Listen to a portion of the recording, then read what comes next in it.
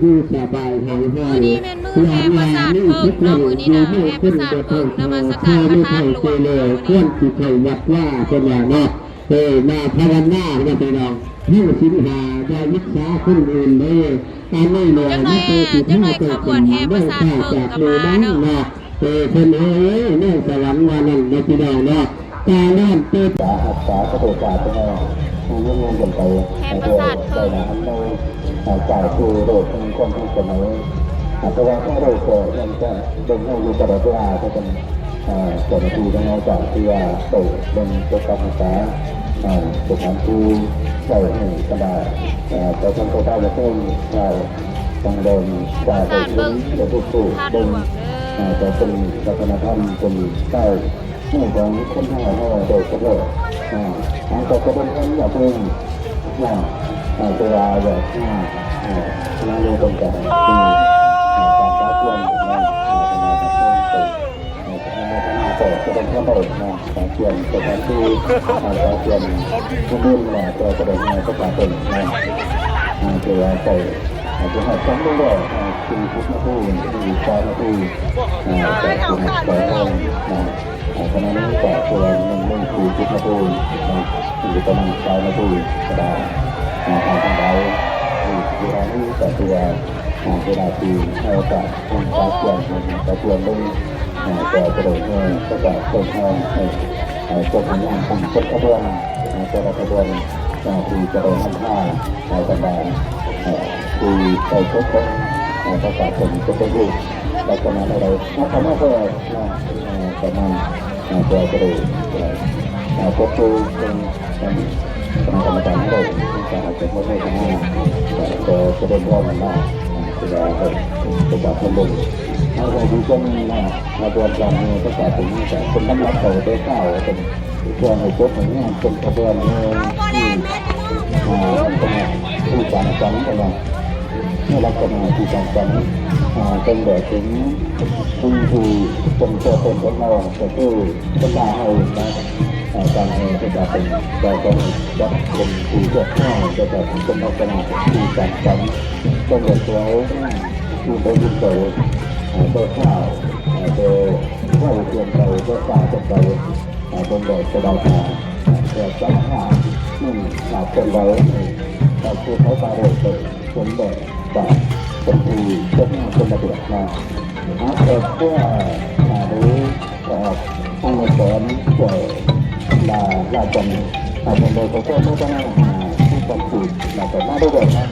แต่เขาเป็นไม่ต้องเลยนะที่คือเขาไม่ต้องเลยนะแต่ก็เรายกพวกนั้นแบบมาก็เป็นงานจันแต่ว่าเวลาวางโน้จะวางโน้จากผู้เจ้าผู้ใหญ่โน้กระดาษเวลากระดาษจับโต้ในเรื่องปัญหานะครับต้องมีการคณะกรรมการผู้ตรงสถานที่จัดกระบวนการของการศึกษาเป็นใหญ่ของคนล่างแบบโดยฝ่ายโดยเล่โดยฝ่ายจนไปเป็นผู้เขียวลักษณะคือจะเป็นแบบนี้จะมี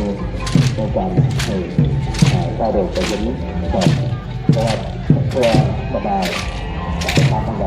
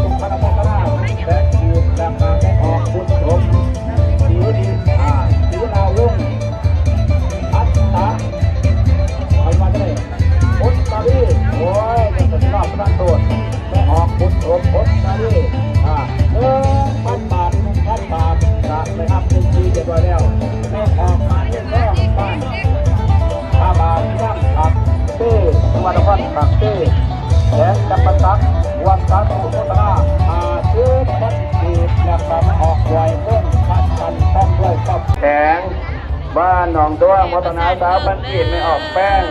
50,000 กีบไม่ออกแป้งพร้อมด้วยครอบครัวบ้าน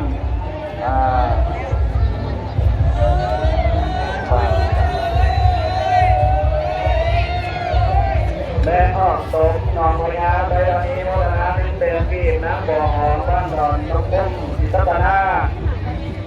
แล้วก็หลวงโมทนา50,000 กีบเข้าเป็นศิษย์นาบ้านดอนจอดพุ่มศิษย์นามันร้อนจาก50,000 กีบแม่ออกเลี้ยงน้อยบ้านน้องข้อไปเจตา50,000 กีบแม่โพธิ์พานบ้านน้องข้อไปเจตาโมทนา50,000 กีบพอ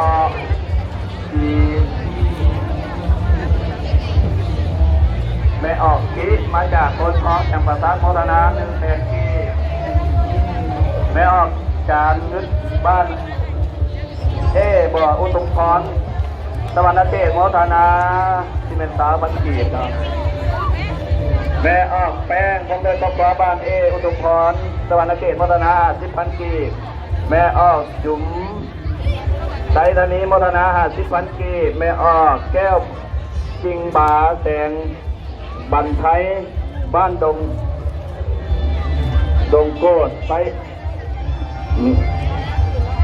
ตอนนี้นะขอหนึ่งจันโมทนา1,000 กีบเอาไม่ออกเขียนแก้อาจารย์เลยเด้อเดี๋ยวนี้ไปลายกันได้ตาได้ไหมเขียนบนแจ้งหรืออ่านบนถือนะครูบาอาจารย์คืออ่านคือไม่ออกบนถือในเรื่องที่นี้ความน้อยใจแม่ออกจีตลาดจินมาลาแก้งตะเบาไซบุรีตะวันเกตโมทนา100 บาทนายสมพรหรือ